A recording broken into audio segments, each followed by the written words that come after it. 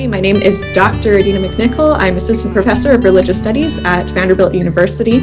I'm here with Dr. Gleig, Associate Professor of Religion and Cultural Studies at the University of Central Florida. And we're here today as part of the Teaching Resources for Buddhism, Race, and Racism project, hosted at teachingbuddhism.net and funded by the Robert H. N. Ho Foundation at the University of Toronto. We're joined today by Dr. Jeff Wilson. Dr. Wilson is Professor and Chair of Culture and Language Studies at the University of Waterloo in Canada.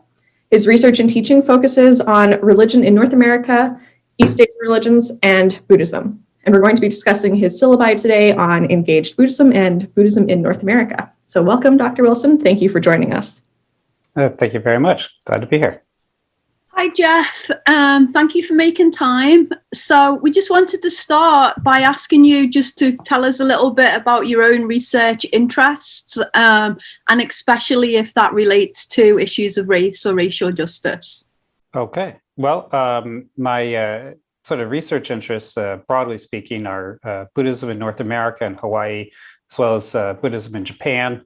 And that's where most of my projects have sort of clustered there. Current projects that are actively ongoing are a big project on engaged Buddhism, especially looking at engaged Pure Land Buddhism.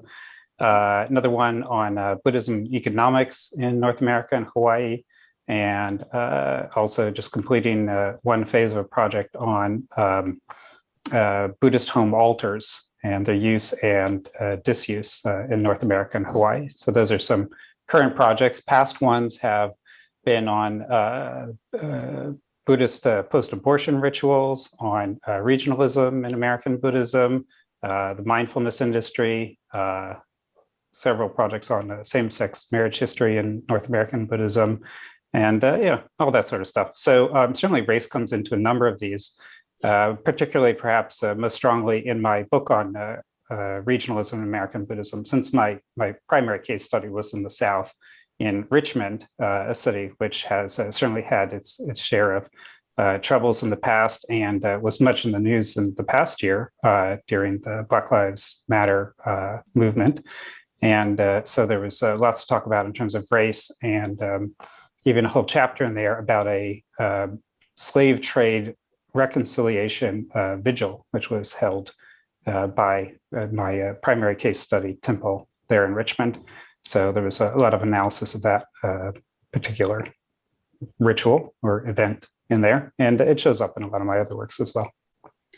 Yeah, I'm just thinking about your, groundbreaking, was it Mindful America? Mm-hmm. In which you kind of, one of the first people to identify the kind of the whitening of the mindfulness movement. I use that in my classes and it's super helpful. So I just wanted to do a shout out for that.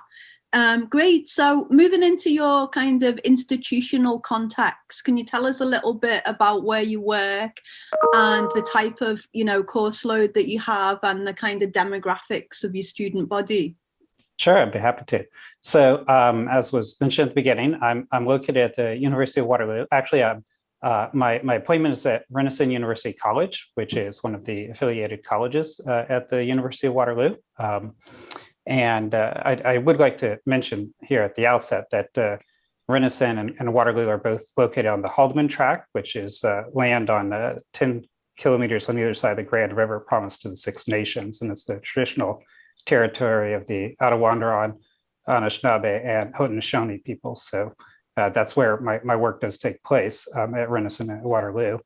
Renison is a small university college. It's something that our Canadian listeners will understand, but for American viewers, it's we don't quite have a comparable category. But the University of Waterloo is a large school, somewhat like the MIT of Canada, perhaps. It's a premier sort of math, computer science, engineering school. So the humanities are kind of an afterthought, and religious studies, to be an afterthought suggests you're a thought in the first place. So it's, let's just say, not a high priority for recruitment at the University of Waterloo. So even though we have a fine department, we mainly end up teaching electives to engineering students and this sort of thing. So there's not a lot of deep interest in religious studies or Buddhism amongst the student body. So also in terms of demographics, my own courses are, because I'm cross-appointed in religious studies and East Asian studies. So I typically teach East Asian studies courses at the undergraduate level. And about 50% of my students are of East Asian background, either especially Chinese or Korean or Japanese students in that order, international students, or people from an Asian Canadian background of all sorts. So that's a very common student body that I have. And then I also teach a variety of other sorts of Canadians as well. So that's kind of what my classroom looks like. And something that's very different, of course, about Canada versus the United States, in particular places such as Tennessee or Florida, where you both are, is there's a really significant difference in the Black population in terms of percentage of the population, right? It's under 4% in Canada, and that's now not even evenly distributed. So you have many places where it's much, much lower than that. And this is one area where it's not very high. Versus the United States, where it's like 13.5% of the population. So our classrooms are much less Black than American classrooms on average, or at least at sort of like large schools such as the one I'm at. And on the other hand, I have so many international students who are new to Canada just for their education. So that's some of the demographics that I work with in the classroom. Well, thank you for that. I also had noticed on your syllabi that you had a land acknowledgement statement on your syllabi, which was, I think inspiring, and I think, something that we would, encourage our own kind of listeners to think about adopting for their own syllabi. So thank you for highlighting that. Okay, so moving more specifically to talk about your syllabi that you shared with us in advance. What classes have you, incorporated material on race and Buddhism?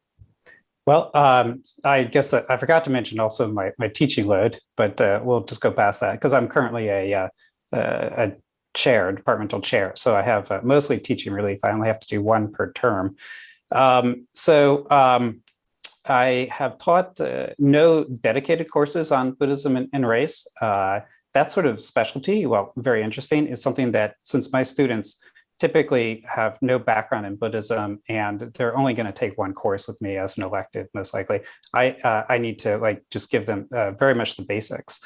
And in fact, I might point out as well, Canadian terms tend to be shorter than American semesters, only about 12 weeks of classroom instruction. So I have about 20% less material that I can work with the students. So you have to be very judicious with your choices.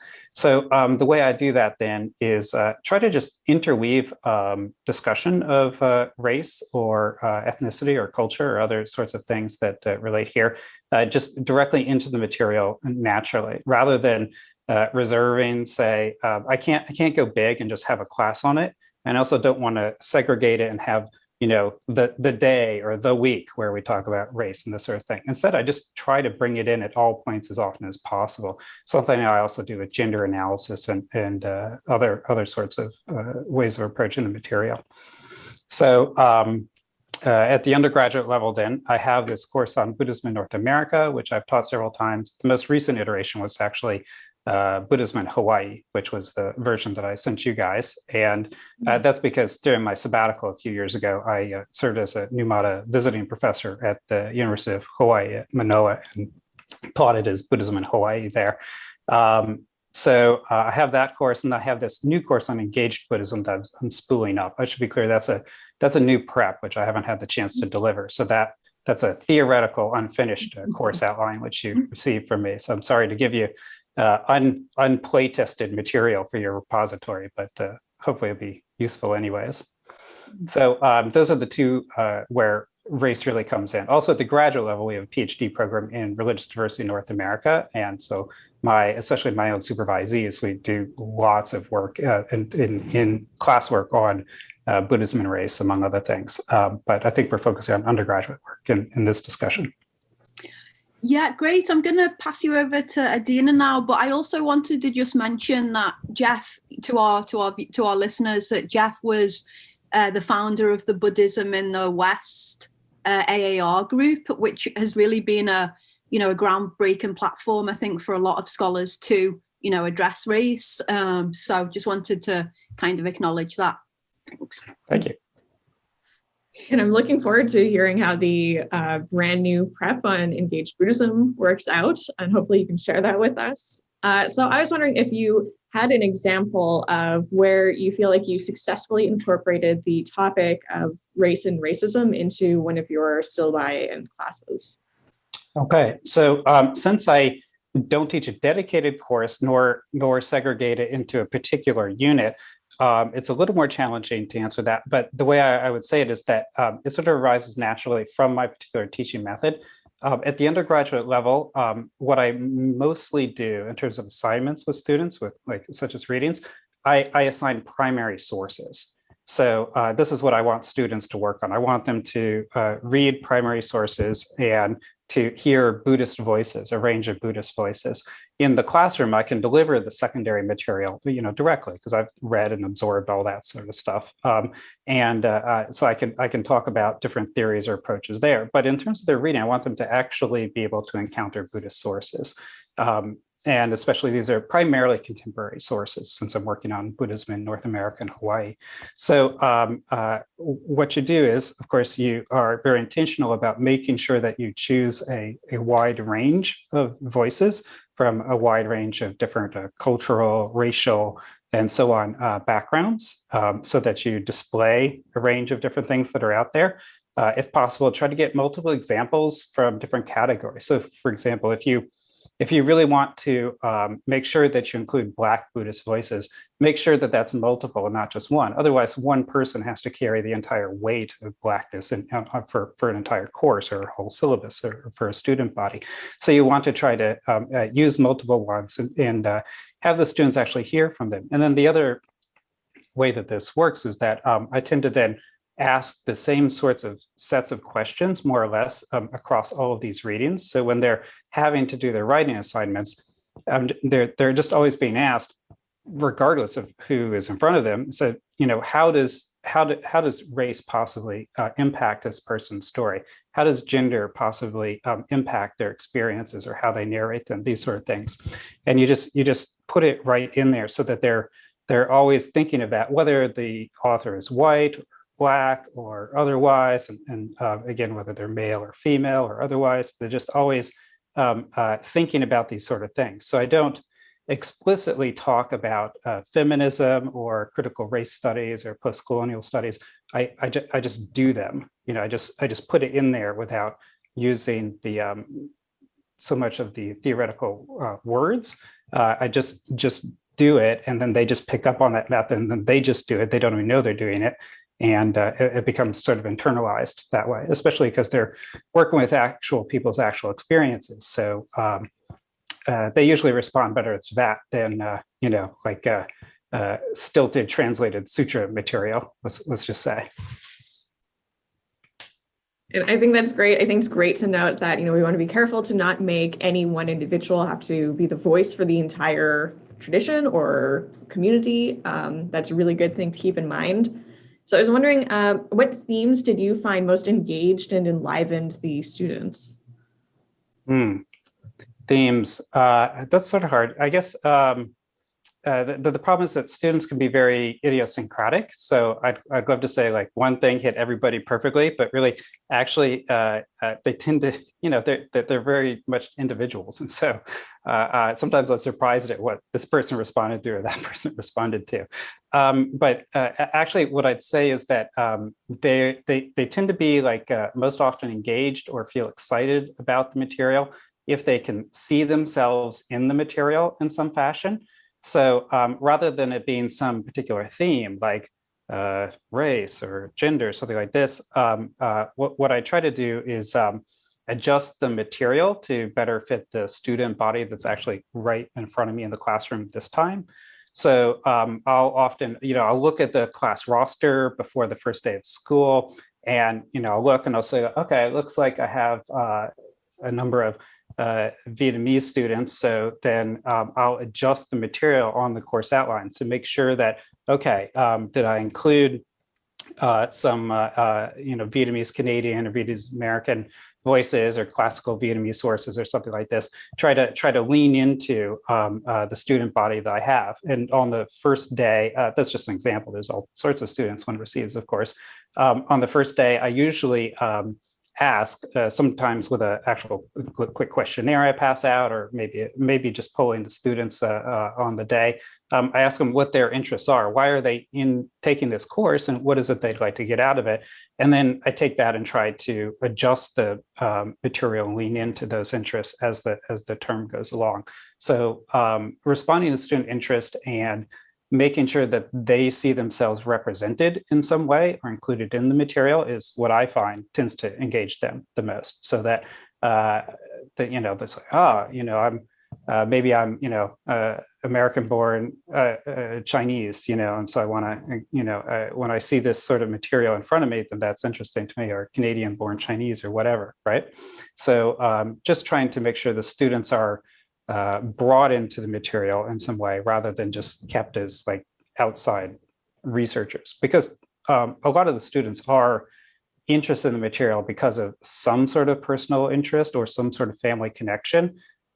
If they have nothing, then I mean they have a lot of other courses they could have taken. So I usually assume there's some sort of hook if we can just find out what it is.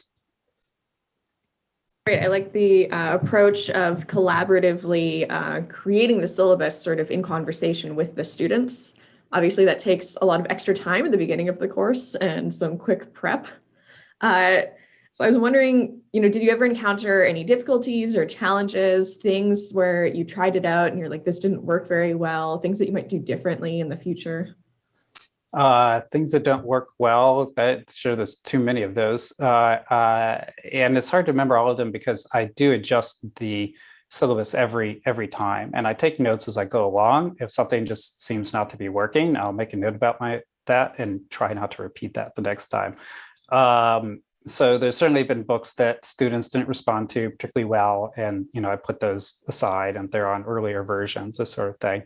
But in terms of something that I would do differently, so I've been incorporating approaches from what you might broadly call contemplative studies into my courses. So like in the Buddhism course I taught last term under these sort of emergency remote teaching situations due to the pandemic, I created 7 different practice-related exercises, such as loving kindness meditation and keeping the precepts exercise and visualizations and so on. And then the students had to write short reflective essays after undergoing those exercises, which was an attempt to stimulate knowledge, by sort of revealing aspects that just sort of objective or relatively objective or etic approaches don't necessarily get at, right? Also, I was just frankly trying to build some mental health and wellness supports directly into the course material, given the teaching and learning circumstances we were in. So those were very successful, and students really seemed to appreciate them, and I got a lot of positive feedback on that. So I think that maybe in the future, specifically I'm thinking about something about race, is that I might try to incorporate some exercises also that stimulate a deeper introspection about race and racial issues. And maybe racialized experiences. So, for example, maybe I would provide like a sort of guided visualization in which students imagine themselves as members of some other racial group and then reflect on what their experiences might be like throughout the course of their day if they were in some other group than the one that they have experienced up to that point in their lives. Of course, that is not really the same as actually living such a life, but you got to start somewhere. And for many students, this sort of visualization exercise can be a safe way for them to begin to step out of themselves. Once they step out of themselves, they can begin to get at least a hint of what it's like for others, and maybe think about why people act or think the way they do in other sorts of situations. This is related to one of the exercises I already do, which is a Shantideva derived substituting self and other exercise, an assessment which they do in the course. So if I brought in a more specific racial element. I think that might be interesting to see how well that might work with the students. Could I just jump in and recommend Rhonda McGee's book? I think, I can't remember the title, but I think at least the subtitle is The Inner Work of Racial Justice. And she has several exercises, guided meditations, on those lines that you or other colleagues might find helpful. And we actually adopted the book in our not in the classroom, but in my Buddhist group, which was a mixed race racial justice group, and across the board we all found it really helpful. So that's a good tip. Thank you. I just wrote that down. Rhonda McGee. I'll look for that. Yeah, and we can put it in the notes when this video is uploaded, so then viewers and listeners can also look at that book and access it. So I know that your time is valuable, and so we just want to conclude with one question. Throughout this entire conversation, we've been talking about the very local specificity of the situations your students come from, and also your institutional context. We've noted that you have a land statement in the syllabus. So we were wondering, given that your research focuses a lot on Buddhism in the United States, and a lot of works right now talking about Buddhism and race in the West focus on the United States context, what is it like to be teaching about Buddhism and race outside of the United States? Right. Yeah, it's a good question. So I have to say, I don't have much experience of teaching Buddhism or Buddhism and race in the United States, so it's hard to make the accurate comparison. I did teach the Buddhism course one time in 2006 at North Carolina State when I filled in for David Neil Schmidt when he went on sabbatical. So but that was a long time ago, 15 years ago when I was a sessional. So that was one time. I don't have a lot of comparison. I can only really say what it's like to teach in Canada. I did note the different racial dynamics that we have, just in terms of demographics, how those exist in society and therefore in my classroom as well. So that's certainly one of them. And I do find that I have to mostly rely on American material. Not only are there a lot more Americans, but the American publishing industry is vastly larger. So it just basically dominates everything. It's difficult to find other sorts of material. That's not that big a problem. One thing I would say is different is we've sort of alluded a bit to the Indigenous situation. I would say that this is a much higher priority on the whole for Canadian society, or a much bigger issue for Canadian society than anti-Black racism. We certainly have far too much anti-Black racism, but with a much smaller population and shorter slave history and less, just a very different situation. It's really the Indigenous situation which is at the forefront of Canadian thinking on race these days. And it's not very good, I have to say, the situation here. So because of that, there's basically constantly conflicts between Indigenous and settler peoples in the news. And because of that, it gives you an opportunity, for better or for worse, to be talking about that sort of thing. So I do look for ways to bring it in. However, there's not any sort of significant organic interaction between the Indigenous populations and the Buddhist populations of Canada. So it can be artificial to try to do it. Unfortunately, I'm still looking for those ways. I teach a whole other suite of courses on religion in North America outside of Buddhism, and there it's basically constantly under discussion. But it doesn't come into the Buddhist Studies classroom as easily. Of course, the funny thing is there's actually significant issues with settler people and colonized Indigenous people in East Asia, such as the Ainu or Emishi in Japan, one of my areas of specialty. But it's hard to bring that into the classroom when students they have no idea what you're talking about generally, because they have no personal hook to that sort of thing. So anyways, perhaps a rambling answer, but I struggle to find the best ways to do this sort of thing. And especially the Canadian situation is different. than the American one. I'm looking forward actually to perhaps you guys will turn the cameras on yourselves, and we'll get to hear a bit about your own experiences and challenges and successes teaching. You're both in the South, so it would be very interesting to learn about how that's going. Great. So I want to just conclude by saying thank you, Dr. Wilson, for joining us today to talk about your syllabi with. Given us a lot to think about. Thanks, Jeff. Yeah, sure. My pleasure.